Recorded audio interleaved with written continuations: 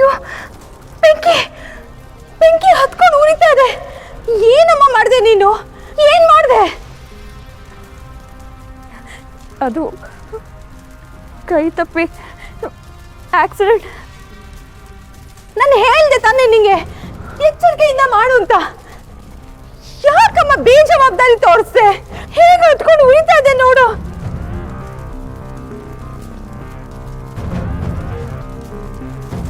ಅಯ್ಯೋ ಅಣ್ಣ, ಯಾಕಣ್ಣ ಹೀಗೆಲ್ಲ ಆಗ್ತಿದೆ?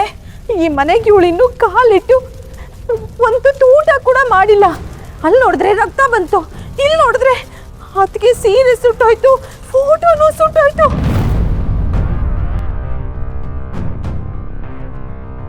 ದೊಡ್ಡ ಅನಾಹುತ ಆಗೋಗುತ್ತೆ.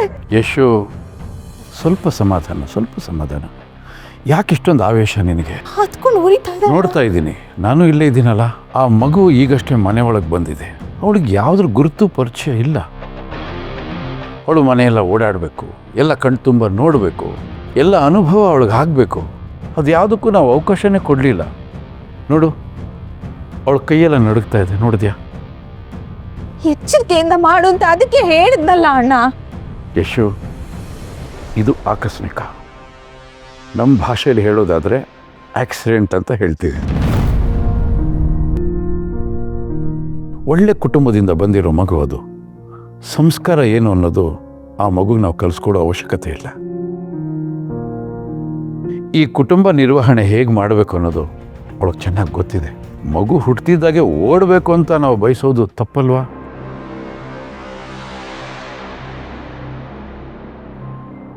ಕಲ್ಯಾಣಿ, ಇಲ್ಲೇನು ನಡೀತೋ ಅದನ್ನು ಮರ್ತು ಬಿಡು.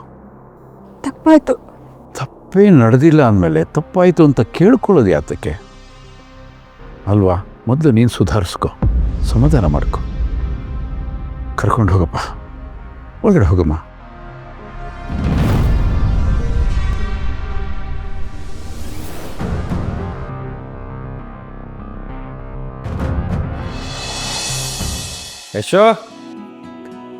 ಯಶು ಡಾರ್ಲಿಂಗ್, ಹೇಳೋ. ಎಲ್ಲಿ ನಮ್ಮ ಹೊಸ ಅದಕ್ಕೆ ಕಾಣಿಸ್ತಾ ಇಲ್ಲ?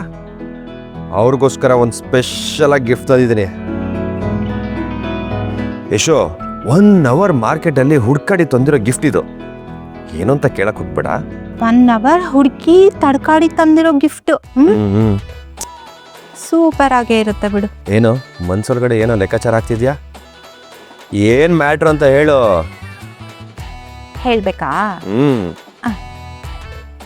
ಇಷ್ಟು ವರ್ಷ ಆಯ್ತು, ಬಾಗ್ಲಿಂದ ಒಳಗಡೆ ಬಂದಿದ ತಕ್ಷಣ ಯಶೋದ ಡಾರ್ಲಿಂಗ್ ಎಲ್ಲಿದ್ಯಾ ನೀನು ಅಂತ ಕೇಳ್ತಿದ್ದೆ. ಆದ್ರೆ ಇವತ್ತು ಹೊಸ ಅತ್ತಿಗೆ ಬಂದಿದ ತಕ್ಷಣ ಈ ಯಶು ಡಾರ್ಲಿಂಗ್ ಬೇಡವಾಗ್ಬಿಟ್ಲಲ್ವಾ? ಗೊತ್ತು ಬಿಡು, ಈ ಯಶು ಸ್ಥಾನನ ಹೊಸ ಅತ್ತಿಗೆ ಆಕ್ರಮಿಸ್ಕೊಂಡ್ಬಿಟ್ಟಿದ್ದಾಳೆ. ಬಿಡು ಯಶು, ಬೇಜಾರು ಮಾಡ್ಕೋಬೇಡ. ಎಷ್ಟೇ ಆದರೂ ನೀನು ಓಲ್ಡ್ ಮಾಡ್ಲ್ ಅಲ್ವಾ? ಯಶು, ಹೋಗ. ನಾನು ಬರ್ತಿದ್ದಾಗೆ ಫಸ್ಟು ನಿನ್ನ ಹೆಸರು ತಾನೇ ಕರೆದಿದ್ದು. ನೋಡೋ, ನನ್ನ ಹತ್ರ ಈ ಥರ ಸೀರಿಯಲ್ ಡ್ರಾಮಾಗಳೆಲ್ಲ ಇಟ್ಕೋಬೇಡ. ಯಶು, ನೀನು ಯಾವತ್ತಿದ್ರು ನೋಡಿಲ್ಲಿ ಇಲ್ಲಿರ್ತೀಯ. ದೇವಸ್ಥಾನಕ್ಕೆ ಉತ್ಸವ ಮೂರ್ತಿ ಬರ್ತಿದ್ದಾಗೆ ಗರ್ಭಗುಡಿಲಿರೋ ದೇವರಿಗೆ ಬೆಲೆ ಕಡಿಮೆ ಆಗುತ್ತಾ? ಅದಕ್ಕೆ ಈ ಮನೆಗೆ ಹೊಸಬ್ರು, ಈ ಜನನೂ ಹೊಸಬ್ರೆ. ಅದಕ್ಕೆ ಗ್ರ್ಯಾಂಡಾಗಿ ವೆಲ್ಕಮ್ ಮಾಡೋಣ ಅಂತ ಈ ಗಿಫ್ಟ್ ತಂದಿದ್ದು. ಸರ್, ಎಲ್ಲಿ ಅದಕ್ಕೆ? ನೀನೇ ಹೇಳಿದ್ಯಲ್ಲಪ್ಪ, ಈ ಮನೆಗೆ ಹೊಸದಾಗಿ ಬಂದಿದ್ದಾರೆ, ಮನೆ ಜನ ಎಲ್ಲ ಹೊಸದು ಅಂತ. ಮನೆ ಬೇರೆ ಇಷ್ಟು ದೊಡ್ಡದಾಗಿದೆಯಾ? ಎಲ್ಲಿ ಯಾವ ಮೂಲೆಯಲ್ಲಿ ಇರ್ತಾರೋ ನನಗೇನೋ ಗೊತ್ತಾ. ಹೋಗ ಹುಡ್ಕೋ ಹೋಗ. ಯಾಕೋ ಈ ಮಾತುಗಳಲ್ಲಿ ಡಬಲ್ ಮೀನಿಂಗ್ ಇರೋ ಥರ ಕಾಣಿಸ್ತಾ ಇದೆಯಲ್ಲ.